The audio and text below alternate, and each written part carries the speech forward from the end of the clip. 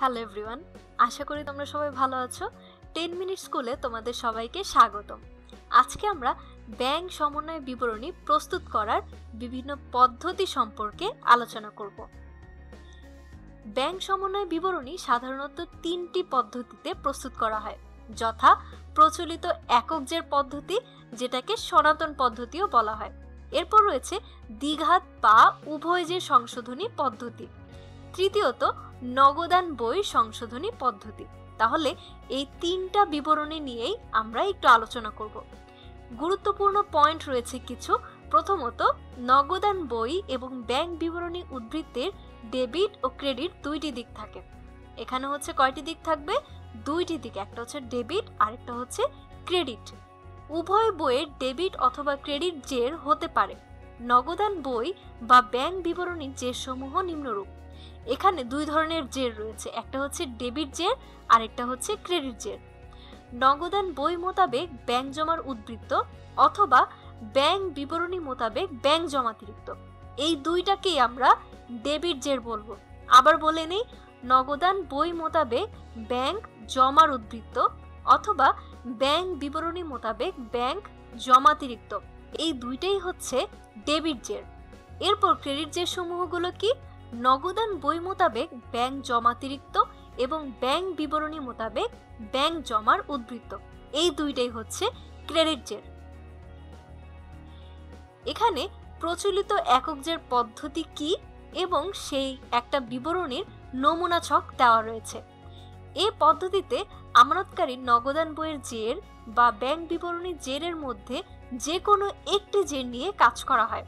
অর্থাৎ নগদান বইয়ের জের যেটা থাকবে এবং ব্যাংক বিবরণীর জের যেটা থাকবে, এই দুইটার মধ্যে যে কোনো একটি জের নিয়ে কাজ করা হবে। এরপর বলা আছে, এক্ষেত্রে নগদান বইয়ের জেরের কিছু দফা যোগ বা বিয়োগ করে ব্যাংক বিবরণী নির্ণয় করা হয়। আবার ব্যাংক বিবরণী জেরের সাথে কিছু দফা যোগ অথবা বিয়োগ করে নগদান বইয়ের জের নির্ণয় করা হয়। এখানে একটি নমুনা ছকের মাধ্যমে আমরা বিষয়টি দেখে নিতে পারি। প্রথমে আমরা প্রতিষ্ঠানের নাম লিখব, এরপর ব্যাংক সমন্বয় বিবরণী কথাটি লিখব, তারপর কত তারিখে সেটা প্রস্তুত করা হয়েছে সেটা লিখব। দেখো, এখানে 3টি কলাম রয়েছে, বিবরণ, টাকার ঘর 2টা। প্রথমত, নগদান বই অনুযায়ী ব্যাংক জমার উদ্ধৃত্ত অথবা ব্যাংক বিবরণী অনুযায়ী ব্যাংক জমাতিরিক্ত, এই দুইটার যে কোনো একটা লিখলেই হয়ে যাচ্ছে। এরপর আমরা কিছু আইটেম এখানে যোগ করব, আবার কিছু আইটেম এখানে বিয়োগ করব।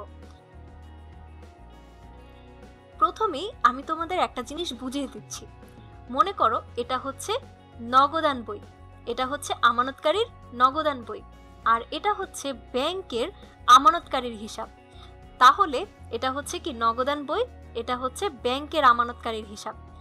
এখন যদি আমরা নগদান বই অনুযায়ী ব্যাংক জমার উদ্ধৃত্ত তৈরি করি, তখন আমরা কি করব?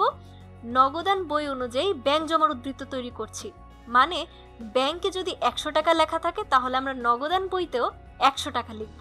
মানে ব্যাংক অনুযায়ী ব্যাংক যা লিখবে, ব্যাংক যদি টাকা বৃদ্ধি করে তাহলে আমরাও কি করব? টাকা বৃদ্ধি করব আমার বইয়ে। আবার ব্যাংক যদি টাকা হ্রাস করে তাহলে আমিও আমার বইয়ে টাকাটা হ্রাস করে দিব। আশা করি তোমরা বুঝতে পারছো। এখানে নগদান বই অনুযায়ী ব্যাংক জমার উদ্ধৃত্ত মানে হচ্ছে ব্যাংক যা করবে আমিও সেটাই করব। তাহলে যোগের আইটেমগুলো দেখো, ইস্যুকৃত চেক ব্যাংকে উপস্থাপিত হয়নি। মনে করো তোমরা দুইজন ফ্রেন্ড, এখন তোমরা দুই বন্ধু একজন আরেকজন থেকে টাকা পাও। মনে করো তোমার বন্ধু তোমার থেকে টাকা পায়, তখন তুমি কি করলে? তাকে চেক ইস্যু করলে আর বললে যে আমার ব্যাংকে যদি তুমি যাও তাহলে এই চেক ইস্যু করলেই তোমাকে টাকাটা পরিশোধ করে দিবে। তাহলে যেহেতু তোমার ব্যাংক অ্যাকাউন্ট থেকে টাকা কমে যাবে, তুমি কি করলে? তোমার অ্যাকাউন্টে হচ্ছে টাকাটা মাইনাস করে দিলে অথবা কমিয়ে দিলে। কিন্তু ব্যাংক কি কমিয়েছে? হয়তো তোমার বন্ধু এখনো সেই ব্যাংকে ইস্যু করা চেকটা নিয়ে যায়নি, তাহলে ব্যাংকের টাকাটা কিন্তু সেম রয়েছে। তখন তুমি কি করবে? ব্যাংকের মতো হতে হলে তোমাকে কি করতে হবে? টাকাটা বৃদ্ধি করতে হবে। এতক্ষণ কিন্তু তোমার অ্যাকাউন্টে টাকাটা কমেছিল, এখন ব্যাংকের মতো করতে হলে তোমাকে টাকাটা কিন্তু বৃদ্ধি করতে হবে। তাহলে তুমি এখানে ইস্যুকৃত চেক ব্যাংকে উপস্থাপিত হয়নি, এটা তুমি কি করবে? প্লাস করে দিবে। এরপর রয়েছে ব্যাংক কর্তৃক মঞ্জুরিকৃত সুদ। মনে করো তোমার অ্যাকাউন্টে 50,000 টাকা আছে, এখন ব্যাংক কি করলো, সেখানে 5% সুদ দিল। কিন্তু তুমি কি এখনো সেটা জানতে পেরেছো? তুমি কিন্তু এখনো সেটা জানো না। তাহলে এই ব্যাংক কর্তৃক মঞ্জুরিকৃত সুদ যেহেতু তোমার ব্যাংক অ্যাকাউন্টে কি হলো, বৃদ্ধি পেল, সেহেতু তুমিও তোমার অ্যাকাউন্টে বৃদ্ধি করে দিবে, মানে প্লাস করে দিবে। এরপর দেখো ব্যাংক কর্তৃক সরাসরি আদায়কৃত সুদ, লভ্যাংশ, প্রাপ্য বিলের অর্থ। মনে করো তুমি ব্যাংকে বলেছো যে আমার যত ধরনের সুদ রয়েছে তুমি আদায় করবে, আমার ডিভিডেন্ড বা লভ্যাংশ হচ্ছে তুমি আদায় করবে, তারপর হচ্ছে প্রাপ্য বিলের অর্থ, সেটাও তুমি ব্যাংকের মাধ্যমে আদায় করবে। কিন্তু ব্যাংক যখন আদায় করলো তখন কিন্তু সেটা তুমি জানো না, কিন্তু ব্যাংকের হিসাবে কিন্তু টাকাটা বৃদ্ধি পেয়েছে। তাহলে তুমি কি করবে, ব্যাংকের মতোই তোমার হিসাবেও টাকাটা বৃদ্ধি করে দিবে, মানে যোগ করে দিবে। এরপর রয়েছে প্রাপ্য হিসাব কর্তৃক সরাসরি ব্যাংকে জমা। প্রাপ্য হিসাব যদি তোমাকে সরাসরি ব্যাংকে টাকা জমা দেয় তাহলে তোমার ব্যাংকের হিসাবে টাকাটা বৃদ্ধি পাবে, সেই জন্য তুমিও কি করবে, তোমার নগদান বইয়ে টাকাটা যোগ করে দিবে। এরপর দেখো কোন কোন আইটেমগুলো বিয়োগ হবে। ব্যাংকে জমা করা চেক আদায় হয়নি, অর্থাৎ তুমি আদায় করার জন্য ব্যাংকে টাকা জমা দিয়েছো, তাহলে কিন্তু তুমি তখন কি করলে, তোমার নগদান বইয়ে টাকাটা বাড়িয়ে দিয়েছো। কিন্তু যেহেতু টাকাটা এখনো আদায় হয়নি তার মানে ব্যাংক কিন্তু টাকাটা বাড়ায়নি, ঠিক আছে? তাহলে কি হচ্ছে, তোমার হিসাবে কিন্তু টাকাটা বৃদ্ধি পেয়েছে কিন্তু ব্যাংকের হিসাবে টাকাটা বৃদ্ধি পায়নি। তাহলে এই জন্য তোমাকেও কি করতে হবে, টাকাটা মাইনাস করে দিতে হবে, তাহলে তুমি আর ব্যাংক দুইটা সমান হয়ে যাবে। এরপর দেখো ব্যাংক কর্তৃক ধার্যকৃত চার্জ অথবা সুদ।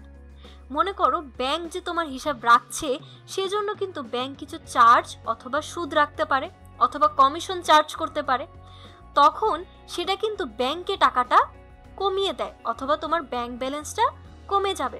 তখন তুমি কি করবে, তুমিও তোমার অ্যাকাউন্টে টাকাটা কমিয়ে দিবে, মানে নগদান বইয়ে তুমি সেই টাকাটা বিয়োগ করে দিবে। এরপর দেখো ব্যাংক কর্তৃক সরাসরি পরিশোধ।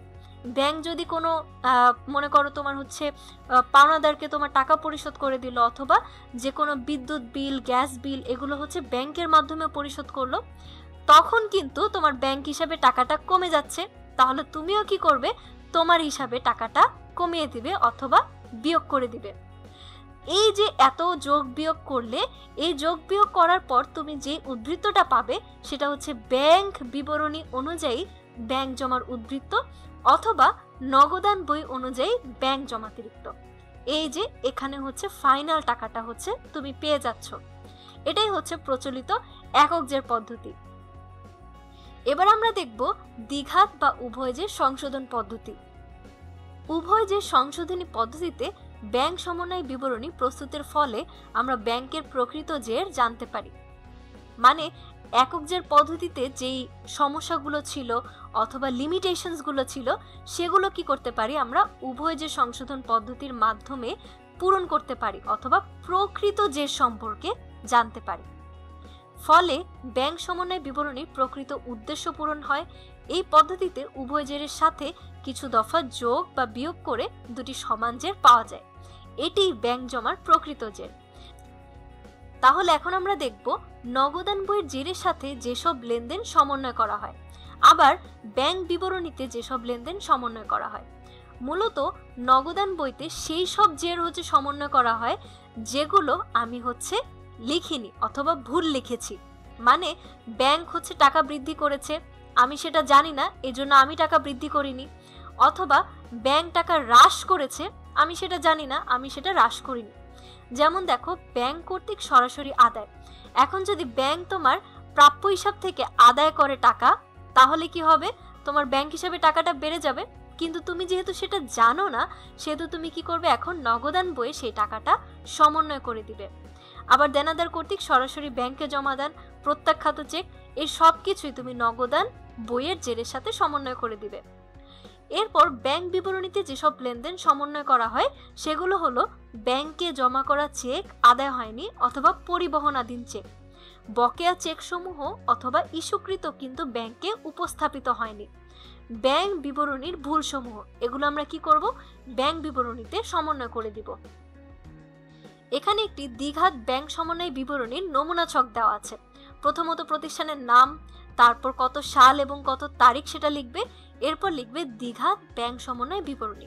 এখানে কিন্তু আমরা দুটি বিবরণী তৈরি করি, একটি হচ্ছে নগদান বই অনুযায়ী আর একটি হচ্ছে ব্যাংক বিবরণী অনুযায়ী। প্রথমে লিখব নগদান বই অনুসারে ব্যাংক উদ্বৃত্ত, আবার এই পাশে লিখব ব্যাংক বিবরণী অনুসারে ব্যাংক উদ্বৃত্ত।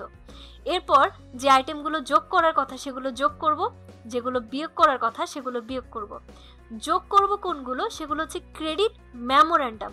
ক্রেডিট মেমোরেন্ডাম মানে হচ্ছে, মনে করো ব্যাংক সুদ মঞ্জুর করলো অথবা ব্যাংক আদায় করলো টাকা, তার মানে হচ্ছে যেই লেনদেনগুলোর কারণে আমার ব্যাংকের ব্যালেন্সটা হচ্ছে কি পাবে, বৃদ্ধি পাবে, মানে যেই লেনদেনগুলোর মাধ্যমে আমার ব্যাংক ব্যালেন্সটা বেড়ে যাবে সেগুলোই হচ্ছে ক্রেডিট মেমোরেন্ডাম।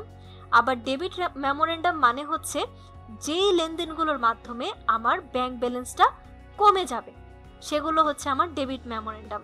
যেমন ব্যাংক যদি চার্জ ধার্য করে তখন কি হবে, আমার ব্যাংক ব্যালেন্সটা কমে যাবে। আচ্ছা, আবার যোগ করতে পারি আমানতকারীর ভুলের কারণে নগদান বইয়ের ব্যাংক জমার পরিমাণ যদি কমে যায় সেগুলো। আবার বিয়োগ করব কোনগুলো, আমানতকারীর ভুলের কারণে নগদান বইয়ের ব্যাংক জমার পরিমাণ যদি বেশি থাকে সেগুলো। ব্যাংকে জমাকৃত চেক যদি প্রত্যাখ্যান হয় সেটাও কি করব, আমরা বিয়োগ করে দিব। এরপর ব্যাংক বিবরণী অনুসারে ব্যাংক উদ্বৃত্তের সাথে আমরা কি করব, কিছু আইটেম যোগ করব এবং কিছু আইটেম বিয়োগ করব। কোনগুলা যোগ করব, জমাকৃত চেক আদায় না হলে। এখন যেহেতু আমার নগদান বইয়ে আমি কি করলাম, জমাকৃত চেক আমি অলরেডি কি করেছি, বৃদ্ধি করেছি, তাহলে আমার এখানে ব্যাংক উদ্বৃত্তের সাথে আমি কি করব, ব্যাংক বিবরণীতেও সেটা যোগ করে দিব। তাহলে কি হবে, দুইটা সমান হয়ে যাবে। আবার ব্যাংকের ভুলের কারণে ব্যাংক বিবরণীতে ব্যাংক জমার পরিমাণ যদি কম দেখায় সেটাও আমরা কি করব, যোগ করে দিব। এবার বিয়োগ করব কোনগুলো, ইস্যুকৃত চেক ব্যাংকে উপস্থাপিত না হলে। যেমন ওই যে তোমার বন্ধুর উদাহরণটা দিয়েছিলাম, যে তোমার বন্ধু যদি ব্যাংকে উপস্থাপন না করে চেকটা, তাহলে কি সেই চেকটা এখনো ব্যাংকেই যায়নি, তাহলে ব্যাংক থেকে সেটা কি করব, বিয়োগ করে দিব। ব্যাংকের ভুলের কারণে ব্যাংক বিবরণীতে ব্যাংক জমার পরিমাণ যদি বেশি দেখায় তাহলে সেটাও আমার কি করতে হবে, কম দেখাতে হবে বা বিয়োগ করতে হবে। এরপর এখানে সর্বশেষ যে পদ্ধতিটা রয়েছে সেটা হচ্ছে নগদান বই সংশোধনী পদ্ধতি। এই পদ্ধতিতে ব্যাংক সমন্বয় বিবরণী প্রস্তুত করার পূর্বে নগদান বই প্রস্তুত করে নগদান বইয়ের সংশোধিত ব্যাংক ব্যালেন্স নির্ণয় করা হয়। অর্থাৎ আমরা ব্যাংক সমন্বয় বিবরণী তৈরি করার পূর্বেই আমরা কি করব, একটি নগদান বই তৈরি করব। নগদান বই প্রস্তুত করার মাধ্যমে নগদান বইয়ের সংশোধিত ব্যাংক ব্যালেন্স আমরা কি করব, নির্ণয় করে নিব। এই যে সংশোধিত ব্যালেন্সটা পাবো সেই ব্যালেন্স দিয়ে আমরা লাস্টে কি করব, ব্যাংক সমন্বয় বিবরণী তৈরি করব। দ্বিতীয়ত, যেসব লেনদেন শুধু ব্যাংক বিবরণীতে হিসাবভুক্ত করা হয়েছে কিন্তু নগদান বইতে হিসাবভুক্ত করা হয়নি, সংশোধিত ব্যালেন্স অথবা জের নির্ণয়ে ওই সব লেনদেন নগদান বইতে লিপিবদ্ধ করতে হয়। মানে যেসব লেনদেন আমার নগদান বইতে লিপিবদ্ধ করা হয়নি সেগুলো আমি নগদান বইতে লিপিবদ্ধ করে দিব এবং নগদান বইয়ের ভুলগুলো সংশোধন করে দিব।